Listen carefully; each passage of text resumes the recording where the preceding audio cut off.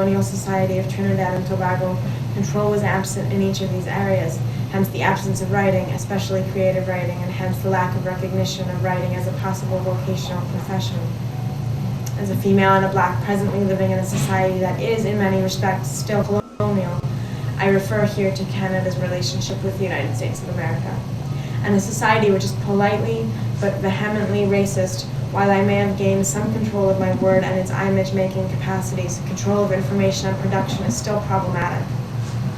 For the many like me, black and female, it is imperative that our writing begin to recreate our histories and our myths, as well as integrate the most painful of experiences, loss of our history and our word.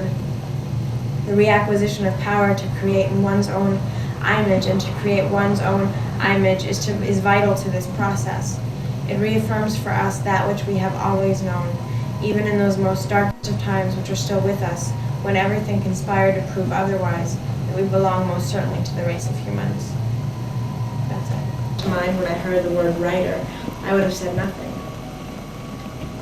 What I wanted to be most of all was a spy, and after reading about spies in World War II, spying was much more real to me than writing.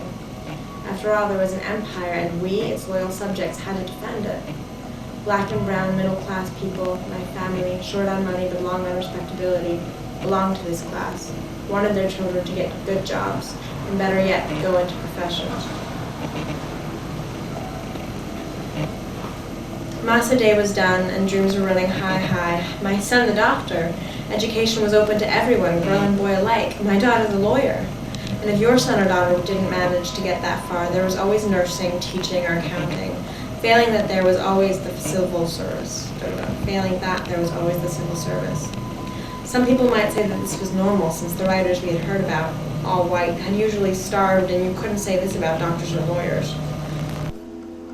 Salvation of the black middle classes, so we believed, and a profession was the best proof you had to put servitude behind you, and were becoming more like the upper classes. Writing was no help in this at all. In high school, I was learning about many things: English literature, French history, American history, and finally, in my 5th year, West Indian history. Poor ass cousin English history, and the name V.S. Naipaul was there somewhere. V.S. Naipaul, writer. It was a sister of his who taught me in high school who first mentioned him to us, her students. But V.S. Naipaul was Indian, and in the context of Trinidad at that time, in the eyes of the blacks, this was a strike against him. V.S. Naipaul, the writer, we didn't understand or care to understand. Maybe without knowing it, we were already understanding how he was going to use us in his writing life. Books for show. I wasn't no stranger to them. They were all around since my father was a headmaster and living in the city, that I could get to the library easily. Books for show. Rows and rows of them.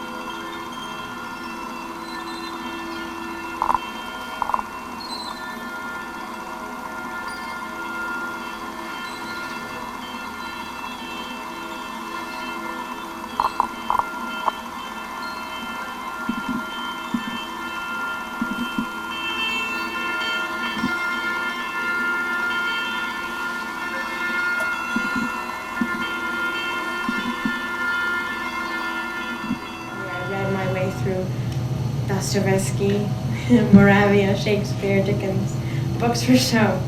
Other people writing them, I was reading them. I wasn't different from any of the 20 or so girls in my 6th form class. None of them were looking to writing as a career, or even thinking the thought as a possibility. Profession, vocation, career, we all knew those words. The black and brown middle classes, scholarship girls whom our teachers were exhorting to be the cream of society, the white salt of the earth. Profession, vocation, career, anything but writer. Some people are born writing, some achieve writing, and some have written writing thrust upon them.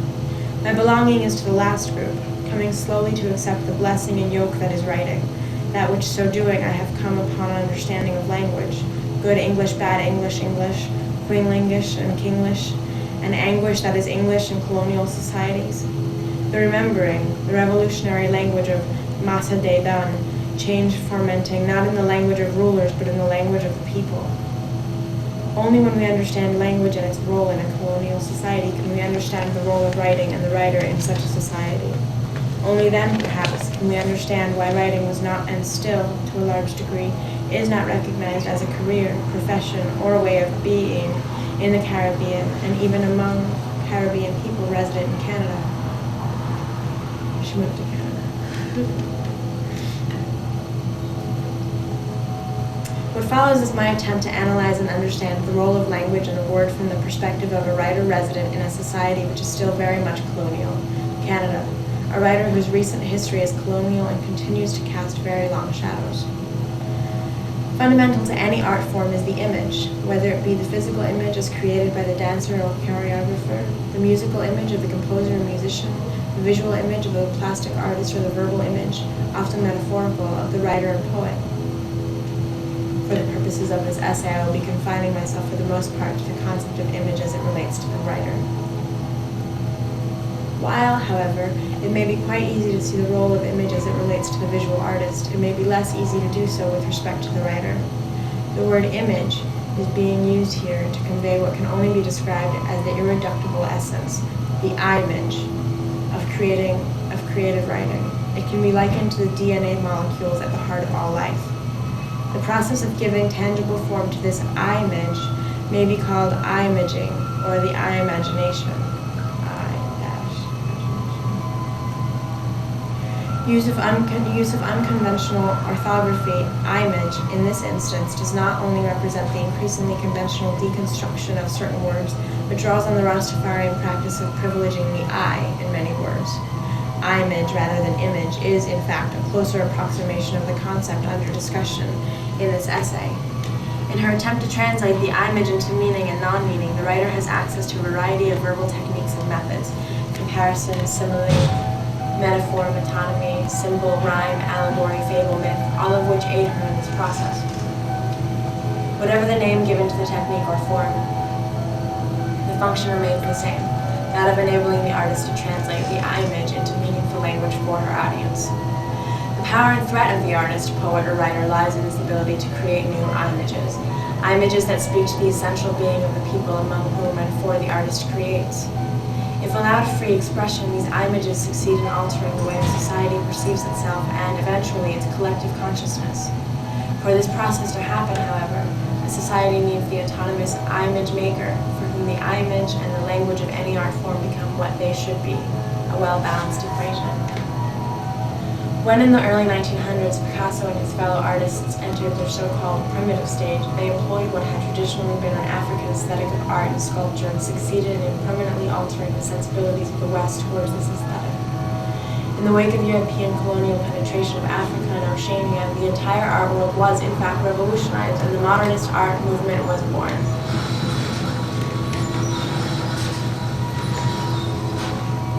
These changes did not necessarily increase the understanding or tolerance of the West for Africans in Africa, but people began to perceive differently. Images that comprised the African aesthetic had previously been thought to be primitive, naive, and ugly, and consequently had been dismissed not only by white Westerners, but by the Africans themselves living outside Africa. So far were Africans themselves removed from their power to create, control, and even understand their own images. The societies in which these New World Africans lived, North and South America, England, the Caribbean, lacked the needed matrix in which the autonomous I-image maker could flourish. The only exception to this is to be found in musical traditions where, despite the hostility of these predominantly white societies, the African I-image maker and musical art forms be successful in producing authentic art which has also permanently influenced Western music. Caribbean society has been a colonial society for a much longer time than not, and the role of the I-image maker, and I-image control are significant. The societies that comprise the Caribbean identity may be identified by A. The significant lack of autonomy in the creation and dissemination of images. B. Opposition to the ruling classes both at home and abroad to the creation of images that challenge their image-making powers and status quo. C. Restricting of indigenously created images to marginal groups, example reggae and calypso. While changes like independence have improved some of these circumstances both within the Caribbean and within Caribbean societies and in large metropolitan centers overseas, these factors continue to affect the artist and particularly the writer. The tradition of writing for the Caribbean and Caribbean people is a brief one, and briefer still is the Afrocentric tradition in that writing. It's more exciting. I argued above that at the heart of all creative writing is the image. The tangible presentation of this is the word, or word symbol as I prefer to describe it. The success of the execution of this image, be it poetical or in the extended metaphor of the novel, depends to a large degree on the essential tension between the image and word, or words giving voice to the image. Tension is created by the interplay of image and word, image creating word, word giving rise to further image, and so on. This process is founded upon familiarity with word and image. Familiarity being used here in the sense of being kin to, part of, related to. What is assumed here, but probably should not be, is also a growing familiarity with being and how it relates to the outer world. If this process is as it should be, then the autonomous image image maker serves the function of continually enriching the language by enlarging the source of images, in particular metaphorical image. If we accept the living language continually encapsulates,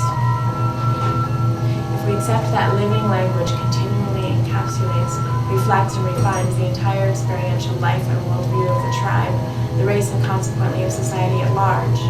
And if we accept that the poet, the storyteller, the singer, or balladeer, through their words, express this process in their work, then we must accept that this process becomes one way in which a society continually accepts, integrates, and transcends to experience its positive or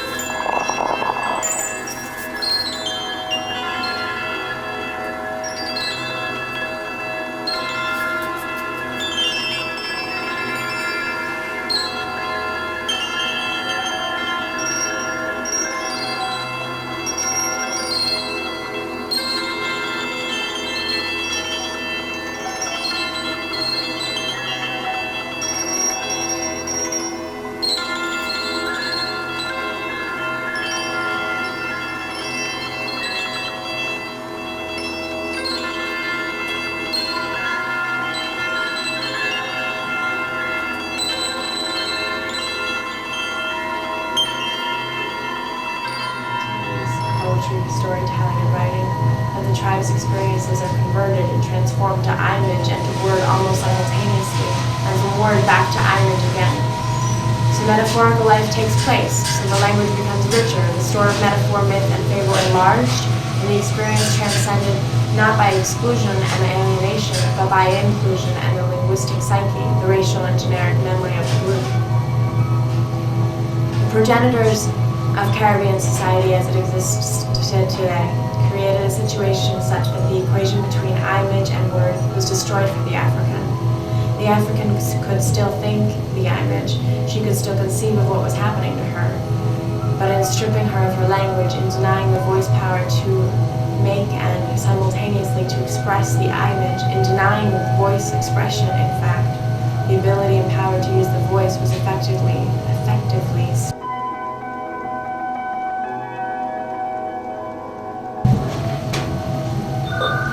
All straight.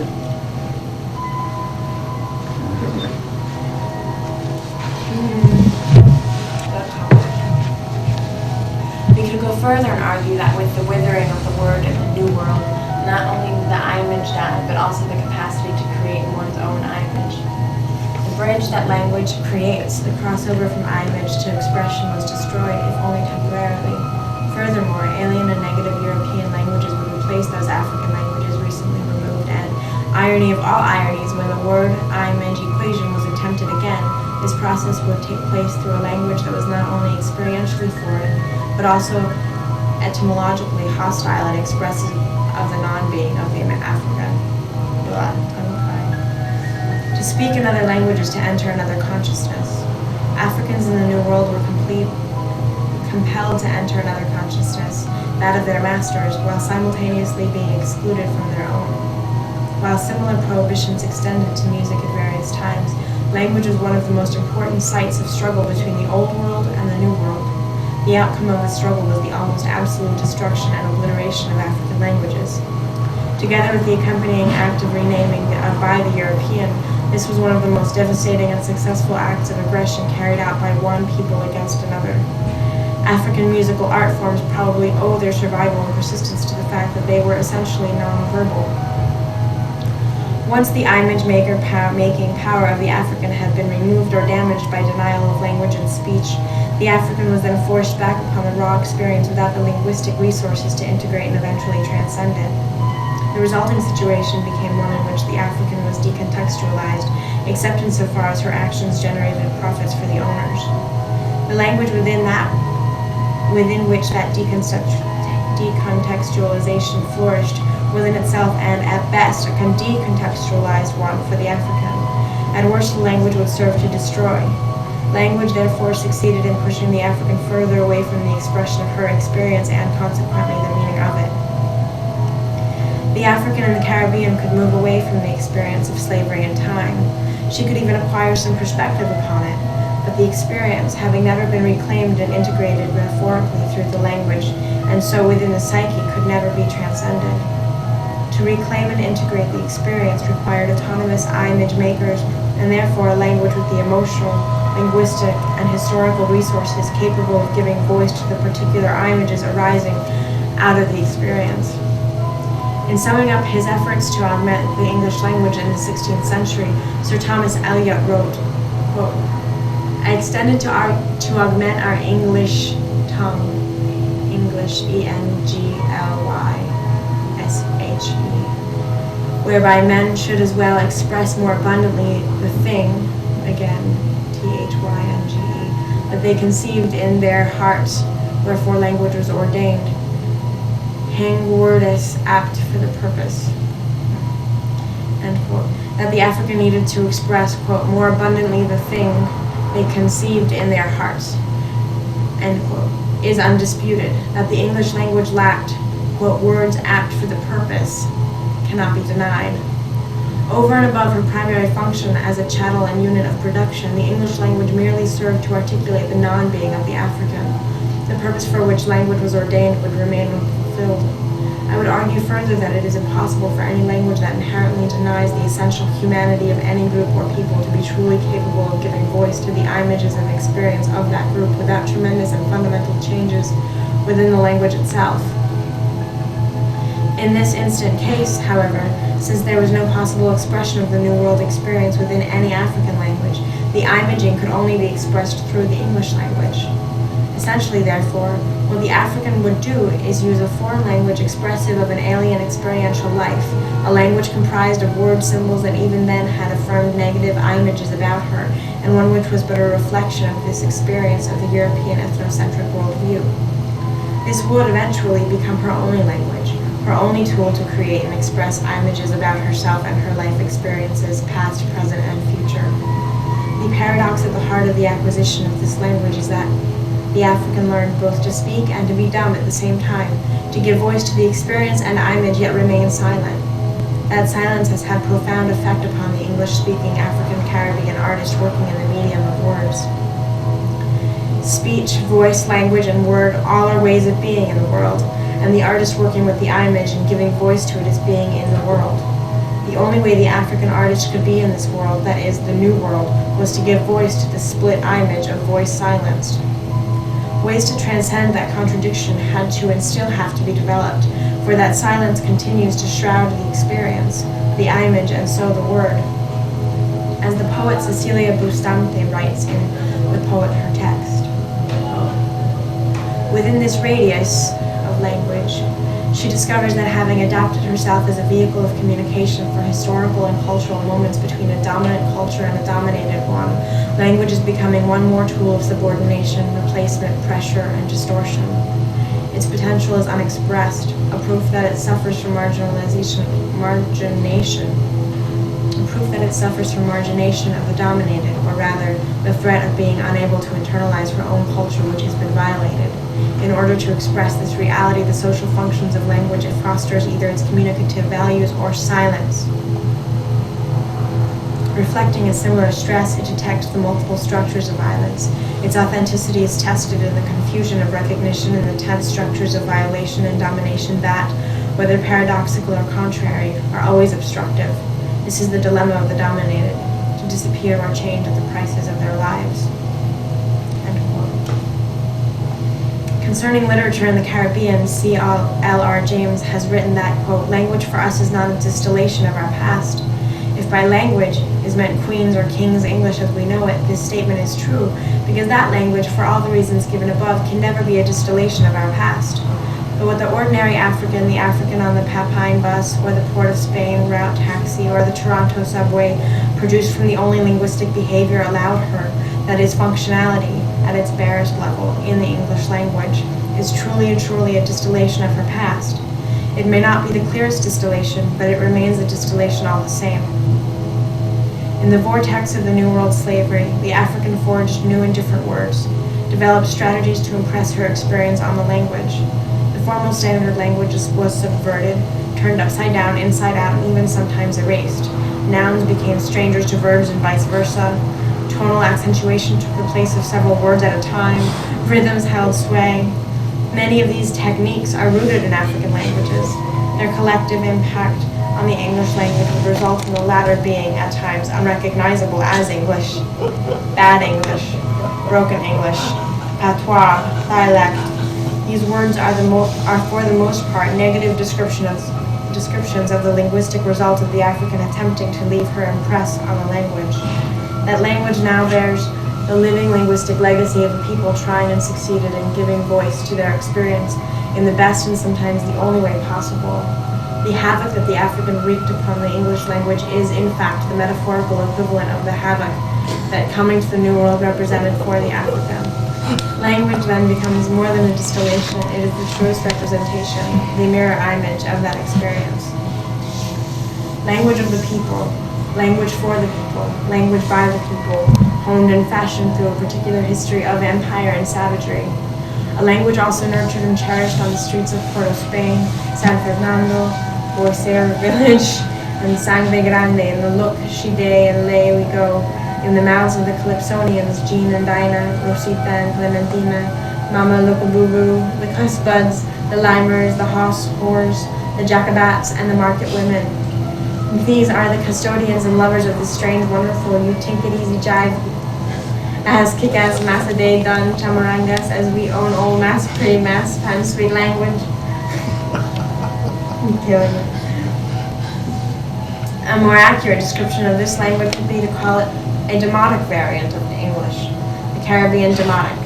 The excitement for me as a writer comes in the confrontation between the formal and the demotic within the text itself. In the absence of any other language by which the past may be repossessed, reclaimed, and its most painful aspects transcended, English in its broadest spectrum must be made to do the job. To say that the experience can only be expressed in standard English, if there is such a thing, or only in the Caribbean demotic, there is such a thing, is, in fact, to limit the experience for the African artist working in the Caribbean demotic. It is, in the continuum of expression from Standard to Caribbean English that the veracity of the experience lies. One can never be less than self-conscious as an African Caribbean writer working in any of the demotic variants of English, whether the demotic variant be a form of Standard English or Caribbean English. And for the writer from the Caribbean, language must always present a dilemma. At its most simple, the dilemma can be resolved to an either-or dichotomy. Either one writes in a demotic variant of English, or one writes in straight English. Choice of one or the other in this scenario is often seen as a political choice, and much bad writing takes place on either side of the divide in the name of linguistic validity. It is not sufficient, however, to write only in a dialect, for to then there remains a parallel and closed experience, although part of the same language. Neither is it sufficient to write only in what we have come to call Standard English. The language as we know it has to be dislocated and acted upon, even destroyed, so that it begins to serve our purposes. It is our only language, and while it is our mother tongue, ours is also a father tongue. Some writers, Derek Walcott and Wilson Harris, immediately come to mind, having publicly acknowledged their gratitude for the blessing conferred on them by the imposition of the English language, and have, in fact, refused to acknowledge that there even exists a dilemma. Others, like Earl Lovelace, have taken up the challenge that the anguish that is English presents for all African Caribbean people. The issue is, however, much more complex than either-or dichotomy suggests. The place African Caribbean writers occupy is one that is unique, and one that forces the writer to operate in a language that was used to brutalize and diminish Africans so that they would come to a profound belief in their own lack of humanity. No language can accomplish this, and to a large degree English did, without itself being profoundly affected, without itself being tainted. The challenge, therefore, facing the African Caribbean writer who is at all sensitive to language and to the issues that language generates is to use the language in such a way that the historical realities are not erased or obliterated, so that English is revealed as the tainted tongue it truly is. Only in so doing will English be redeemed. Subversion of the language has already taken place. It began when the African in the New World, through alchemia, the art of the black in Egypt, practices succeeded in transforming the leavings and detritus of a language, and infused it with her own remembered linguistic traditions. Much more must now be attempted.